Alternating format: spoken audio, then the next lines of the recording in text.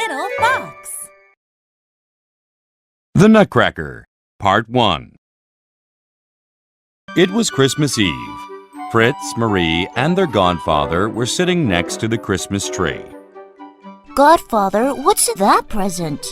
Asked Fritz curiously. Fritz pointed to a very big red and green box.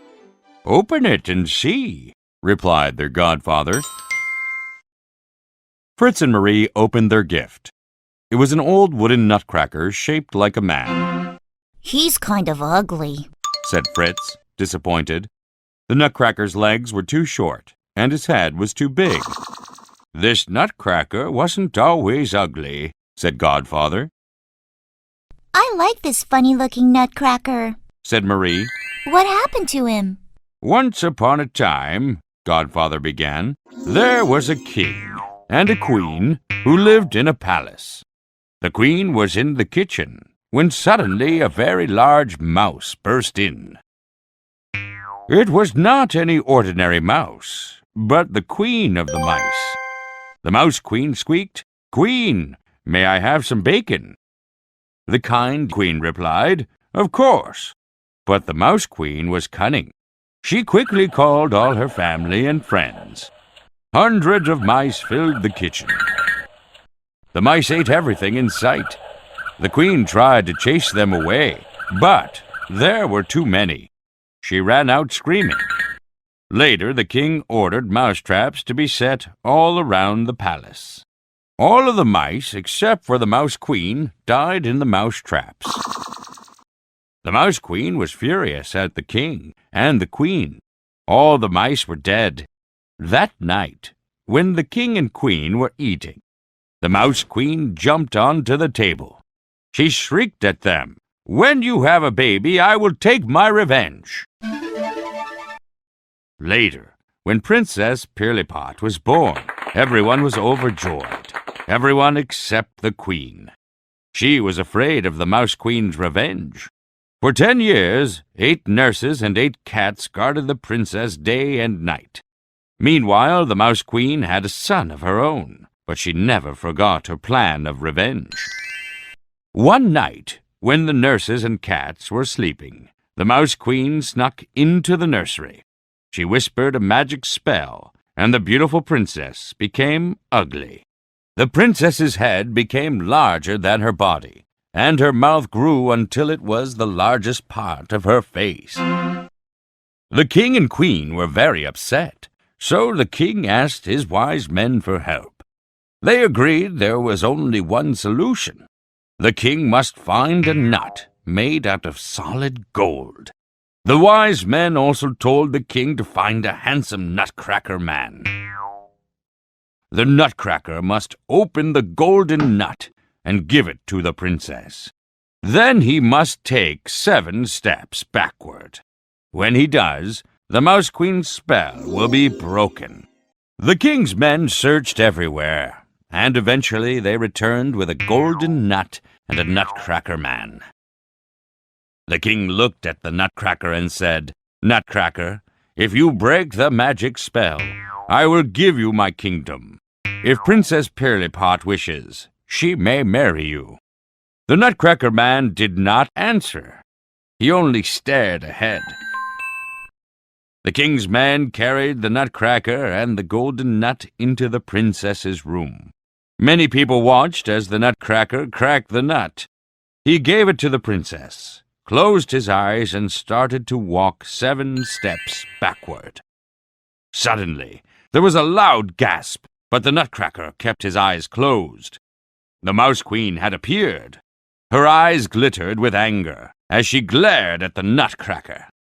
The nutcracker was just about to take his 7th step when the mouse queen stuck out her bony leg and tripped him.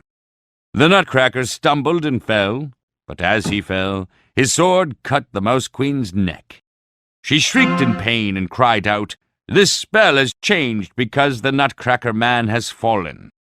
The princess will become beautiful, but the nutcracker will be ugly instead." The Nutcracker, Part 2. Fritz and Marie looked at the nutcracker in amazement. They listened eagerly as their godfather continued the tale. Inside the princess's nursery were the king, queen, the Nutcracker, and a small crowd of people. And, of course, there was the Mouse Queen, who had just tripped the Nutcracker. The princess was beautiful again, but the once handsome Nutcracker was now ugly. The Mouse Queen lay on the nursery floor. As she slowly died, she muttered, "I will have my revenge. Even though I may die, my son will never forget." But everyone ignored her and rejoiced that the princess was beautiful again. Many years passed. The Nutcracker lived in the palace and was a good and kind young man. Before long, it was time for the princess to get married. The king reminded her that she must marry the Nutcracker, but she refused. "He is too ugly," she protested. The king and queen could not change the princess's mind, so they asked the Nutcracker to leave the palace. Reluctantly, he agreed and left. Where is the Nutcracker man now? Marie asked. "He's right here," said Godfather. The children gasped and inspected the Nutcracker more closely. I don't think he's ugly. He just looks different. There's nothing wrong with that, said Marie. I think the princess worried too much about looks. She should remember that people can be beautiful on the inside. You're a good girl, Marie, said her godfather. What happened to the mice? Asked Fritz. The Mouse Queen said her son would take his revenge. Oh, he did, said their godfather. But that's a story for another night. It's late, and you must go to bed now. Tomorrow's a big day. It's Christmas. I'm not tired, said Fritz. And I can't sleep until I know the story's ending. I'll tell you this, said their godfather in a whisper. The Mouse King and the Nutcracker fought in front of the Christmas tree, and the Nutcracker won. Now go to bed, my dears. Marie was tired, but she was glad the Nutcracker had defeated the Mouse King. She slept and dreamed of kings and queens and princesses and mice.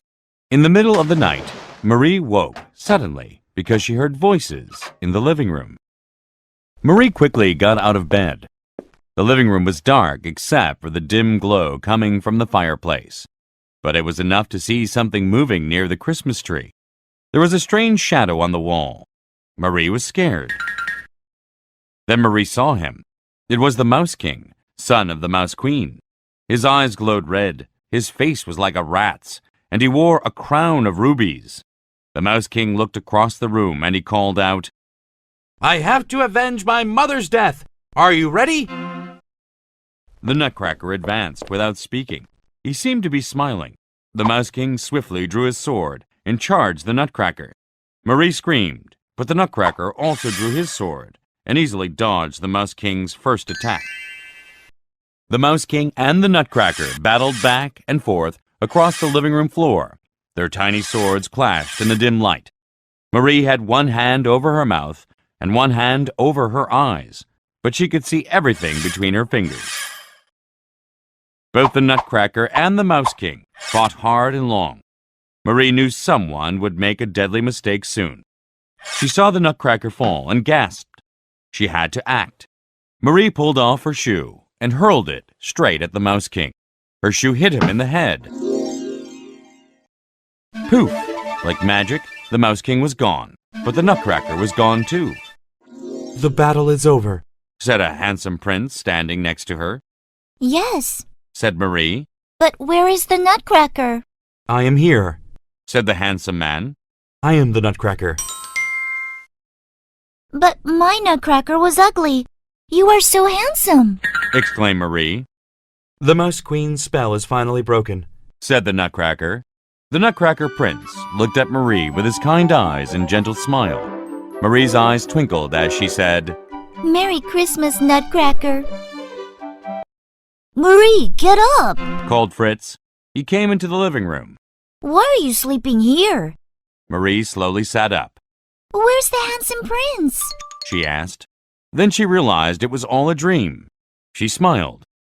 Godfather had given her two gifts this Christmas, a nutcracker and his story.